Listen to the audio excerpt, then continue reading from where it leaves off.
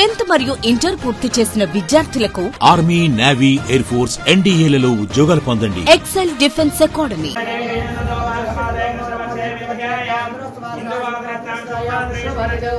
అభివృద్ధి జరగాల్సిన కార్యక్రమాల గురించి ప్రభుత్వ పరంగా అనేక కార్యక్రమాలు చేపట్టే ఆలోచన ఉన్నప్పటికీ కూడా భక్తులు శివుని ఆరాధించేటువంటి వాళ్ళు ఎవరైనా కూడా దేవాలయ అభివృద్ధికి భాగస్వాములు కావాలని, ఈ యొక్క దేవాలయ విశిష్టతను నలుదిక్కులా చాటే విధంగా జరుగుతున్నటువంటి కార్యక్రమం లోపల అందరూ భాగస్వాములు కావాలని మరొకసారి సందర్భంగా ఈ సభ విజ్ఞప్తి చేస్తూ ఉంది. నేను గతంలో చెప్పినట్టుగా మట్టి అంటడానికి వీలేదో చెప్పినా ఈ శివరాత్రి జాతర అయిపోయాక తప్పకుండా పనులు ప్రారంభం చేసుకొని నేను మళ్ళీ శివరాత్రి అనను, కానీ అంత లోపల ఇటువంటి మళ్ళీ ఈ రూపం లేకుండా ఉండే విధంగా చేసే బలాన్ని ఏమైనా శివుని సందర్భంగా నేను ప్రార్థిస్తా ఉన్నా. ఏ విధంగా శివాలయంకు సంబంధించినటువంటి ఆదరణ ఇంకా భక్తులు రావాలనే ఆలోచనతో ఉన్నప్పుడు ఆ శివుడే చేసుకుంటారు. ఎందుకంటే నేను గతంలో ఇంతకు మిత్రుడు చెప్పినట్టుగా పార్లమెంట్ సభ్యుడిగా వచ్చినప్పుడు ఇక్కడ శివరాత్రి అనేటువంటి ఒక పెద్ద ఉత్సవంగా జరగాలని ఆనాడు ఆర్టీఓ స్థాయి లోపల సమీక్ష సమావేశాలు నిర్వహించిన దాదాపు 10 సంవత్సరాల నుంచి ఎప్పుడు కూడా ప్రతి సంవత్సరం ఆనవాయితీగా ఇక్కడ కావచ్చు, ఇల్లంతకుంట శ్రీరామచంద్ర టెంపుల్ కావచ్చు, లేదా ఇంకెక్కడైనా ఈ దేవాలయానికి సంబంధించిన అభివృద్ధి విషయం లోపల తప్పకుండా చిత్తశుద్ధితో పనిచేసే విధంగా మేము వ్యవహారం చేసినాం.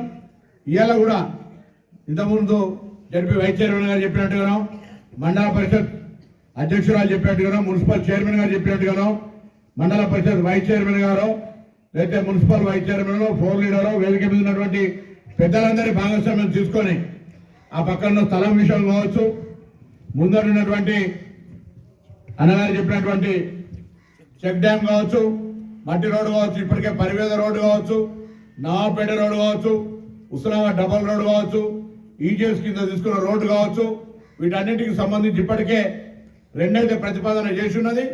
ఉస్మానాబాద్ రోడ్డుకు సంబంధించి కూడా వీలైనంత తొందరలో ప్రతిపాదనలు తీసుకొని డబల్ రోడ్ ఇక్కడి నుంచి ఉస్మానాబాద్కి ఈజీగా పోయే విధంగా భక్తుల రాకపోకకి ఇబ్బందులు లేకుండా ఉండేది చేసేటువంటి ఒక ప్రయత్నం చేయడం జరుగుతుంది. నేను ఒకటి కోరుతా ఉన్నా గ్రామస్తులందరినీ, ఇంతకుముందు డిఎస్పీ గారు కోరిన ఏసీపీ గారు కోరినట్టుగా ఏదైతే ఎంట్రెన్స్ ఉందో మనం భక్తులకు ఇబ్బంది కలిగించవద్దు. మన ఊరు దేవుడు, మనం ఎప్పుడైనా ఆశీస్సులు ఉంటాయి.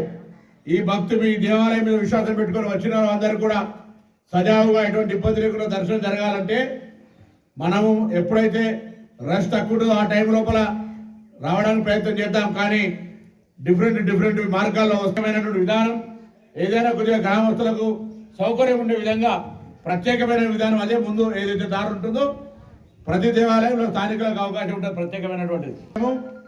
గతంలో పొట్లపల్లి శివరాత్రి జాతర ఏ విధంగా జరుగుతుండనో అంతకంటే ఎక్కువ జరగాలని ప్రజలు ఆకాంక్షిస్తున్నారు. ఎందుకంటే ఒక భక్తుడిగా ఇక్కడ శాసనసభ్యుడిగా ఎన్నికై ఆ శివాలయం ఒక పొట్లపల్లి శివుని ఆశీర్వాదంతో మంత్రిగా అయిన తర్వాత ఇంకా ఎక్కువగా జరగాలని ప్రజలు ఆకాంక్షిస్తారు. నాకు కూడా ఆకాంక్ష ఉంది.